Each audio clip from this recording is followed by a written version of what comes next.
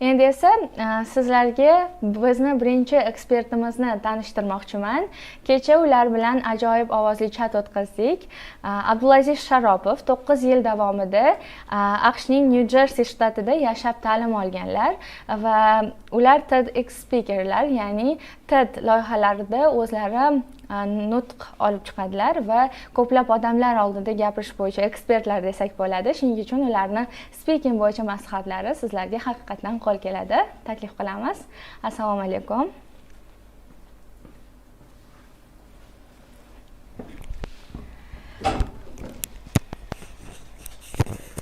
Birinchi navbatda tashrifingiz uchun rahmat. Abdulaziz aka kecha bizga umumiy speaking darajasini yaxshilash haqida to'liq webinar o'tib berdilar va bu ovozli chatni siz Telegramda topishingiz mumkin. Va keling sizlar bilan bugun aynan IELTS speaking haqida gaplashsak.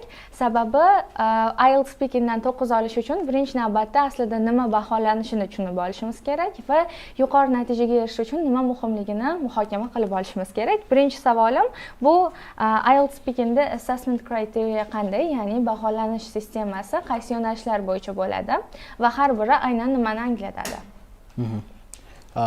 Birinchi aytmoqchiman. Assalomu alaykum, Barno. Thank you very much for having me. Now let's answer the question. What exactly are the criteria for taking IELTS and how can you make sure you get those criteria very well? So the IELTS speaking exam is made up of 4 pieces of criteria. The first one is considered to be cohesion. This is basically how your words flow and how your sentences sound. Next, we also have pronunciation, how well you're able to pronounce certain words. Then we have the lexical resources. This means how well you are able to use different types of words, how strong your vocabulary is.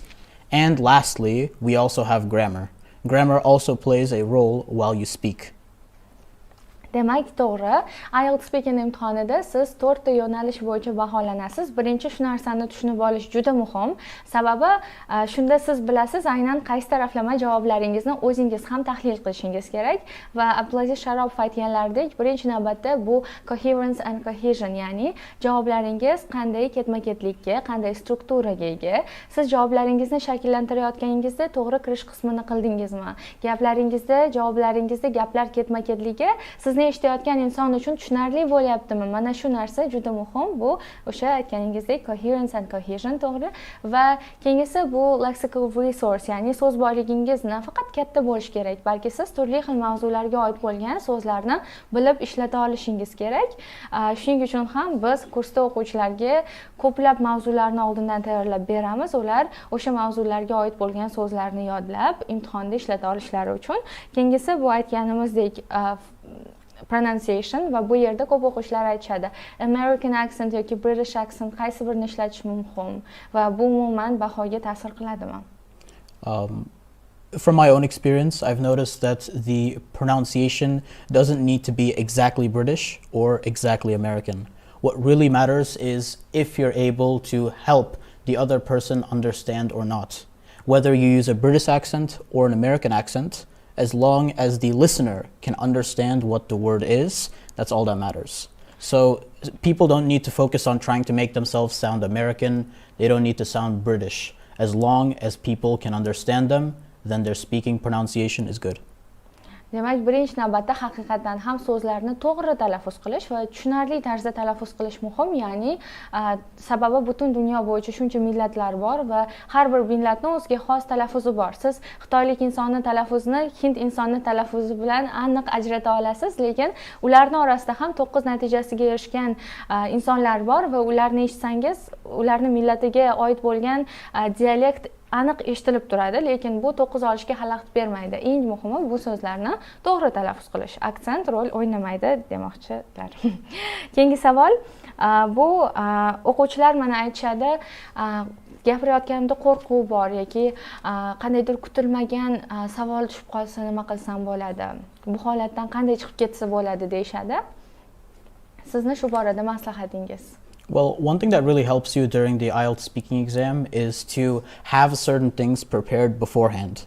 For example, if you have learned certain topics in the past and you are prepared for those topics, this would be really beneficial, because if you remember the things you've prepared for, it'll sound very natural and it'll sound as best as possible.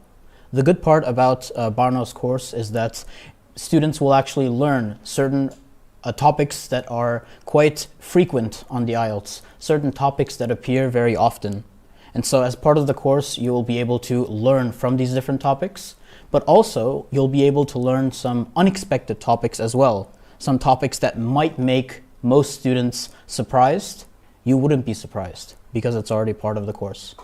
Demak, birinchi navbatda Abdulaziz akani eng asosiy maslahatlari bu imtihon topshirishingizga vaqt hali bo'lsa, birinchi navbatda mavzular bilan tanishib chiqish kerak. Sababi IELTSda eng ko'p uchraydigan savollar bor, kamroq tushadigan savollar bor va ba'zi savollar haqiqatan o'zbek tilida ham ba'zi savollarga men javob bera olmay qolishim mumkin, chunki bunday mavzuni hech qachon uchratmaganman. Shuning uchun albatta oldindan savollarga tayyor bo'lish muhim. Bu degani siz javoblarni yodlab olishingiz kerak emas, balki ularni ko'rib chiqib, o'zingizni fikrlaringizni shakllantirib ko'rib, savollarga javob berib ko'rishingiz kerak. Shuning uchun ham kursimizda IELTS Speaking natijasi 9 bo'lgan ekspert Dilshodbek Ravshanov 3 xil toifadagi darslarni yozganlar. Part 1, Part 2, Part 3 savollari bo'yicha eng ko'p beriladigan savollar, eng kam uchraydigan savollar va eng kutilmagan savollar bo'yicha eng oxirgi berilgan savollar va barchasida o'zlari 9 ga baholanadigan javoblarni tuzib berganlar. Shuning uchun o'quvchilarga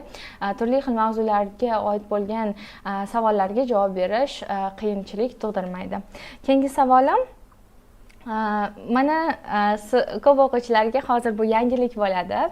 Sizni biz onlayn IELTS kursimizga ekspert sifatida bu safar taklif qildik. Bu potokda o'qiydigan o'quvchilarimiz nafaqat Dilshodbek Ravshanov va boshqa kuchli ekspertlardan, balki Abdulaziz Sharopovdan ham darslarni olishlari mumkin bo'ladi.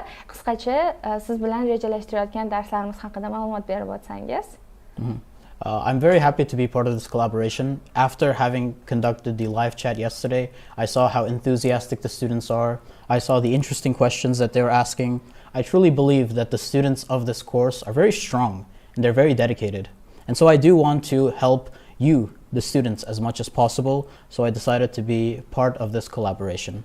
As part of our lessons, first we are going to learn about one of my favorite tips for how to improve your speaking pronunciation.